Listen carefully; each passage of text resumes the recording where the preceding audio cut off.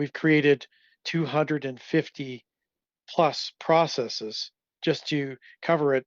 And that's just a small amount compared to what there could be. We're trying, taking your Yeah. advice and trying to simplify it as much as we possibly can. So that's what we're looking to do to try to get that all in set up. And I think the CCF, or the critical client flow, is a great starting point for sure. Hello and welcome. If you run an automotive shop, have I got a treat for you? We're going to be identifying the most critical systems and processes that every automotive shop owner needs to build a business that operates without them. And today I'm chatting with Richard Dansereau. He's the founder of OnTrack Automotive Solutions. They're a coaching group out of Canada that helps to specialize with automotive shops to get them running more profitably. Now, I had the good fortune of talking to his group a little while back. We've been doing some great work since then. He's a lover of systems and systemology and System Hub with over 33 years experience in the automotive shop management space. I couldn't think of anyone better to help me identify the most critical systems that every automotive shop needs. So first things first, just like to welcome you to the call, Richard. Well, thanks for having me there, David. Yeah, perfect. Well, I'd love to just dive straight in. I know you've worked with literally hundreds and hundreds of automotive shop owners, so you would have seen what works and what doesn't. And one of the key first steps in systemology is what we call the critical client flow as a way to identify what are the first 10 to 15 systems we put in place. And that's what I'd love to work through with you. And we'll just work from best practice, but maybe to start, if you can just tell me, like, if we think about who this would be right for, can you tell us just a little bit about the automotive shop owner that you've got in mind that this critical client flow would be a good fit for? Tell us a little bit about their business. Okay, so we deal primarily with aftermarket automotive shops. We don't go with dealerships, uh, because the aftermarket needs a lot of training in the industry. So the type of shops that we'd be referring to is just smaller shops to chain store operations. Up to 10 to 20 shops that own 10 to 20 locations and stuff like that. To just the mom and pop shop that needs to get their systems in order, right? So, but it's mostly for, like, I believe that the value of any business is based on the systems, right? So, if we can, if shops don't want to scale up their business and become a 10 or 20 shop location business, at least they can do is set up their processes so that it's still a turnkey operation without having to scale, and that makes what your business worth something. So that's what we're trying to do. Yeah, perfect. All right, well, let's jump in. I'm going to do a share screen and we'll work through this together. Generally, with the critical client flow, when someone's working through it on their own, we'll often say to them, capture what you're currently doing, not what you would like to be doing.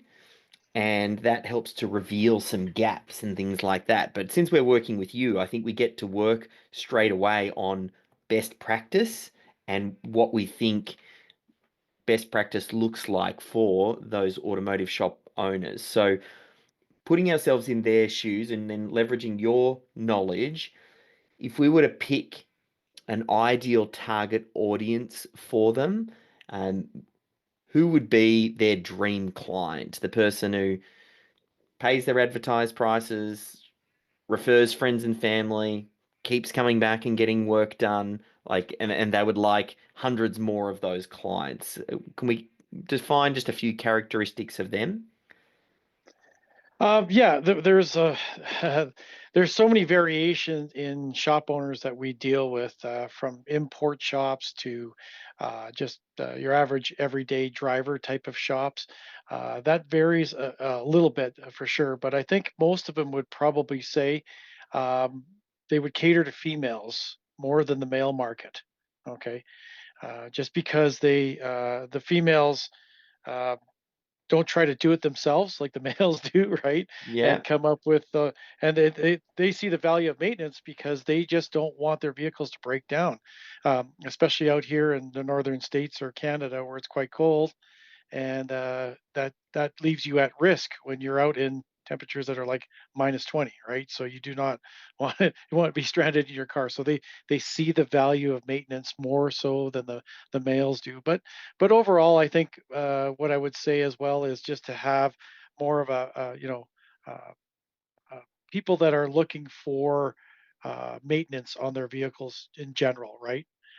Like I say, the females seem to do that, but more maintenance-minded customers that want to keep their vehicles for a long time. That's what we do. Yeah, perfect. And again, if we were to narrow in, is there a particular like this, um, would you say like everybody needs their car serviced, but if we think really about the target audience, because we'll end up optimizing some of the systems to this target client. Whenever you get stuck, you can always come back and say, oh, well, what would be best for this person? Is this like a working professional um, of a particular sort of age range, or what? Are there any other characteristics you'd add? Well, they obviously be working professionals. I would say that would be one of them. Age ranges would be probably 30 to 60 years old would probably be the ideal age ranges if you're going to go from that. Perfect. Um, if that just Yeah, answered your that's question. great. So it just Okay. gives us a little bit of an idea. The reason I love to start with this is then it helps us later on when we're designing best practice. If ever we get stuck and we need to make a decision, we can always come back and say, what would be optimal for that target audience? And then when we think Right. about the primary product or service, what typically is the first product that a client would take up with an automotive shop for that female car owner? If we were to say, everybody comes in for different reasons, but if this was to be the gateway or how someone gets started, what would you say is the most common starting point? Usually with a vehicle breakdown, right? Yep. It would be the starting point, and then we teach them about maintenance after, right? Yeah, perfect. So we'll walk through the critical client flow again here. Normally, as we do this with the client, we'd say, well, what are you currently doing? Because that can be quite revealing. But if we were to say that we were just going to follow some best practice, how would that automotive shop get the attention of that target audience potentially for this particular service? I'm imagining, I mean, word of mouth is probably one that Number pops one, up. no, number one by far. Yep. And then behind that, are there marketing channels that you've seen that work well? Yeah, website SEO marketing is probably number two. Yeah. Yeah. And are there any other ones that come to mind? Um, Probably direct marketing would be, Yeah. Perfect. I'm just thinking of anything else that we could say that they would use. I think that would be the primary ones. Do many of Social them media, run so ads social for? media, right? Yeah, You know, social. yeah, that would probably be one of the bigger ones as well. But Perfect. TV and radio ads are not common for automotive shops unless you're Yeah. chain stores. So the mom and pop shops is very expensive to do that, so they wouldn't do that for sure. Yeah. And generally, when the inquiry comes in, how would it come in? Is it through the website, through a phone call, email combination, or where do they primarily come in? I would say primarily it would probably be phone call, probably 70%, and then website inquiries would be the other ones based on the marketing or social media, right? So Yeah, perfect. And the first couple of steps here, I'm assuming there's, on that phone call, maybe some qualification type questions or something to determine what exactly that they need. And then generally, like, what's the next step in the sales process? Is it bringing the car in, or is it something over the phone, or how does that next step happen? well, from the phone call, they will inform them of how the uh, the client process is to drop off your vehicle, basically. Yeah. Okay, so there'd be a vehicle drop off procedure that they would explain on the phone, and just give them the basic prices for the diagnostic, because the client might ask that question, and then they would bring him in, and we would do our onboarding system, which would be basically informing them that they would get an inspection with their vehicle. Okay, and they would be we would talk about their maintenance preference on their vehicle, and then what time we would call them. That would basically be the sales process when they get in the door. So I don't Yeah. know how you want to write all that, but No, that's perfect because the way that we think about this is each box ultimately will end up becoming a system or a process. So we have some systems and processes around the way that the attention is gotten, system and process, the way that you handle that incoming inquiry. You're then saying to them, well, the next step is to come and drop your car off. Mhm. And there's probably a process for that. Then there's some sort of Yes. onboarding, which is to A get client them, onboarding process, yes. yeah, to get them into the system and then begin that inspection. So you'll normally have then as part of that, then there's an inspection where you're having a look. 100% of the time, that inspection is part of the sales process, and it gives the client peace of mind, and helps gains trust with that automotive shop, right? So Yeah, perfect. And then after the inspection, there's probably some sort of report back to the client or letting them know what we found and then what the next steps are. yeah, so what they do is for the inspection, in most cases, it's a digital vehicle inspection, so it's a digital process. They send them pictures of their vehicle and stuff like that, where they can give them a quote on the stuff that they need done today that they requested, and then let them know a future quote of stuff that that's not urgent as of today, kind of thing. So the quote, yeah. Yeah, perfect. And Okay. then uh, after that quote, the client's either going to accept or not. And then does any money change hands up front, or it's usually all on delivery, like once the work It's is then it's actually done? it's all on delivery, Yeah. yes. And is there any charge usually up front for that initial inspection, or is that It's you? it's a we call it a Yeah, complimentary inspection up front, yeah, right? yeah, So perfect. yeah. So after that, then the work begins. They're either going to green light things that they want to get done, at which point the client onboarding is effectively done, as in they're in the system at this point in time. So really now it's down to doing the work. Correct. Yeah. Oh, hey, I know you're tuned in right now, so I'll keep this super quick, but you like awesome YouTube videos, don't you? Well, there's not really that many YouTube channels that create great content about how to systemize your small business. So I want to make sure that you catch every video that I publish. So if you haven't already, firstly, give this video the thumbs up and then go ahead and subscribe to my channel. You can even hit the bell notification to make sure that you're the first to know when I publish anything. So go ahead, do it right now. I'll wait a sec and then I'll transfer you back to the video. The work. And there's probably some sort of after the quote, you know, and whether or not this ends up being part of the same process or a separate one, there's probably some sort of follow-up process here as well Correct. if you haven't heard from them or double checking where they're at or trying to move the project forward. And then after the work is done, and there's probably a whole range underneath the doing of the work that is probably very bespoke because it depends on the work that actually would need to be done.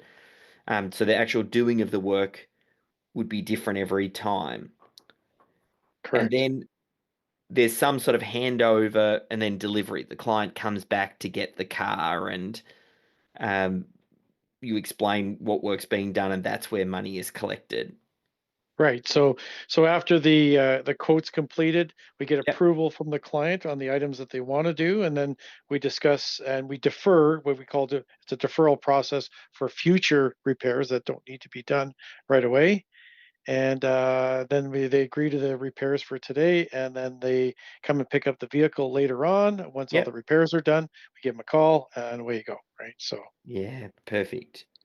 And then whether or not future work needs to be done. So at a high level, like, and for people who don't know automotive shops, like this flow is quite logical. And I think an automotive shop owner would be listening to this, and you start to think about if you imagine each one of these boxes as effectively a process, and sometimes there might be sub processes, like we've got this client onboarding and the inspection, and you make the decision, is that two separate systems or is that one system? And sometimes we have what we call an overview system, which explains very high level. Like, for example, underneath the do work, maybe there are some high level steps where it's like, you know, check the car in and put it up on the hoist, and do the initial safety inspection, and then um, follow through this particular checklist. So it's like high level, and then these can also become subsystems where maybe that particular process is explained in much more detail. So when you look at this, because you've worked with a lot of different automotive shop owners, typically, where do you see that they struggle the most? Like what parts tend to be the most broken? okay, and that's exactly where I want to. This is where my passion is, and what I want to talk about is the client onboarding process in most shops is broken. Okay, so what happens is they're not trained in the automotive industry how to communicate with clients properly. So what happens is the client comes in the door, they don't know what to expect, and so the person on the counter comes in, they don't really say much to the client because they don't have a system for that. So Yeah. the client starts asking questions and they start controlling their situation. The first thing they're going to ask about is how much is this going to cost me? What's going to be the price on this? Which puts the person on the counter in an awkward situation because they're not prepared to answer that question yet until they look at the vehicle, they diagnose, and then create a quote.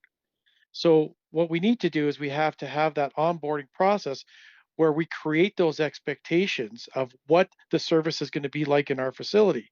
They just think it's just like everybody else. We have, you know, large big box stores out in North America that come up and they're the lowest on customer satisfaction. So sometimes the independent shops get compared to how these big box stores operate, and it's not even a close comparison because they really do a great job of taking care of the client, being honest, but unfortunately the communication steps lack. So then the client starts taking control of the process from them, and and that includes also scheduling as well as onboarding because I need to get my car in today and they're not prepared to bring the car in today. So this whole onboarding process teaches them about maintenance and teaches them how we want to control the schedule of when your vehicle comes in so that we don't blow up and get too busy and make a big mess of our day and then overcommit and underdeliver to you where your car is not finished on time. So there's a lot of mess that comes up with that basic onboarding step. So they need to plant the seed of what they do, okay, where they're going with that vehicle during the day, how they're going to do that maintenance, and how they're going to save that customer money over the long term. We don't want just one client coming in there, dropping in their car, saying it doesn't start, and then fixing it, sending them out the door, and never see them again. We want them as a long-term client. That's the Yeah. that's the trick. So that onboarding process is, I would say that probably 75 to 80% of the automotive shops skip that step. Yeah. And I think it's absolutely key for setting the expectation for the clients. Like, what does the timeline look like? How am I going to know when I'm going to find out how much I have to pay? When am I going to have a chance to communicate with shop to figure out what we're going to go ahead and what not to? And that really causes a lot of the squeaky wheel clients who need the most attention, and oftentimes it's just because of poor onboarding and the expectations haven't been appropriately set. I think one thing you also touched on, which I love, that was an example of one of those subsystems that I was talking about, because then there's probably a whole system that sits around scheduling, and that might Hmm. sit underneath this bigger system of client onboarding, and scheduling might be one of the steps in completing that. Are there any other, if we say onboarding is oftentimes some of the most broken, are there any other areas that you go are badly broken, or even, we'll color code it a little bit to orange and green, but are there any other areas that jump out?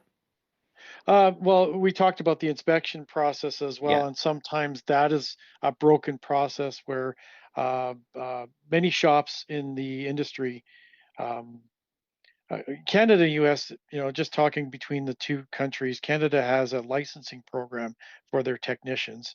The United States does not. So anybody can be an automotive technician in the United States. So it's more so a broken process because of the lack of training. Well, both sides, even Canada, doesn't have a proper inspection training program in their uh, in their classes when they teach these technicians, and there's nothing at all in the United States. So all these shops are scrambling to try to learn that information, and the only way is aftermarket coaches, such as my company, that helps them to understand what the inspection process should look like in there. So that's another sub process that needs a lot of work as well. Yes. Yeah. I think that's quite common for a lot of businesses where the business owner sometimes, and it sounds like maybe it's a bit different in the States, they know how to do the technical work, but then they also don't know how to then do all of the jobs outside of the technical work required to run the business. Because already we're starting to see, if this is the automotive shop business for one particular task, and we haven't even touched on some of the other HR or management or finance Oh, related processes. There's there's obviously a lot lots. more There's to lots. it. Yes. Are there others that you'd say are um, not very well done, as far as like when we look at the critical client flow here? We've marked probably some of the biggest pain points, and then are there others that automotive shop owners just don't know much about? Well, some of it is just a simple process of updating the client during the day on the progress of their vehicle. Because Yes. if you were to bring in your vehicle in an automotive shop, and you're sitting there waiting for someone to come back with an answer, and they call you back at 3:30, and you're just sitting there panicking and stewing about your vehicle.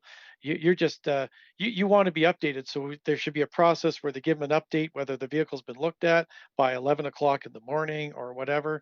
So that's another small process. It's little things like that that really turns clients off coming back to an automotive shop, right? Yeah, perfect. It's all, but most of it's communication for sure. Yeah. Yes, yeah. And the great thing is, I mean, a lot of this really just comes down to outlining a process and then getting an administrative person in the shop who's basically being the middle person between the technician on the car and someone communicating with the client, so the client knows exactly what's going on. Right. Right. Yeah.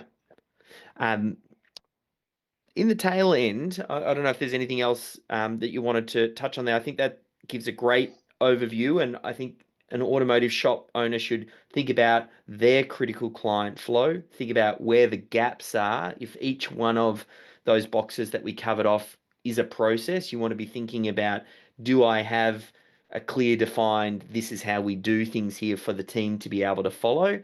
And obviously, we want to build a culture within the automotive shop where the team knows there's a process. That way, if something breaks down, they can go back to the system and then improve it. I know we've been doing some great work together with yourself as you're building out best practice for automotive shops who just want the shortcut, who don't want to have to go through the trial and error of building a lot of their processes out, sort of in a partnership with System Hub. You're developing the best practice. We're combining it with the software and creating this um, out of the box solution for automotive shops just to get their processes dialed in. I don't know if there's anything that you want to add to that just as we start to close out. Well, there's David, there's a ton more processes that are broken. We put them into our software that we hand out the automotive shops, basically from getting ready for customers to come in to staging work orders and preparing estimates in a timely fashion. There's a lot of things in the automotive industry that need to go right. We've created 250 plus processes just to cover it because there's and that's just a small amount compared to what there could be. We're trying taking your Yeah. advice and trying to simplify it as much as we possibly can, but there's just so many processes from bookkeeping to HR to scheduling to estimating to training.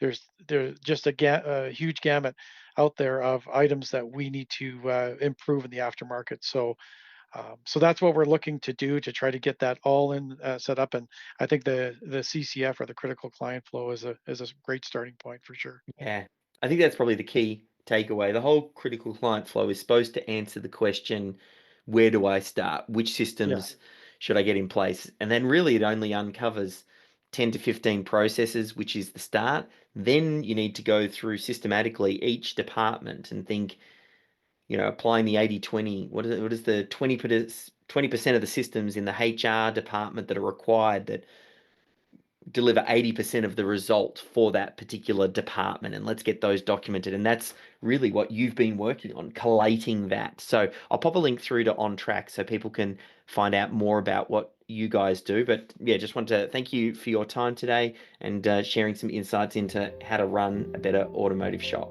No, thank you, David. Thanks for your time.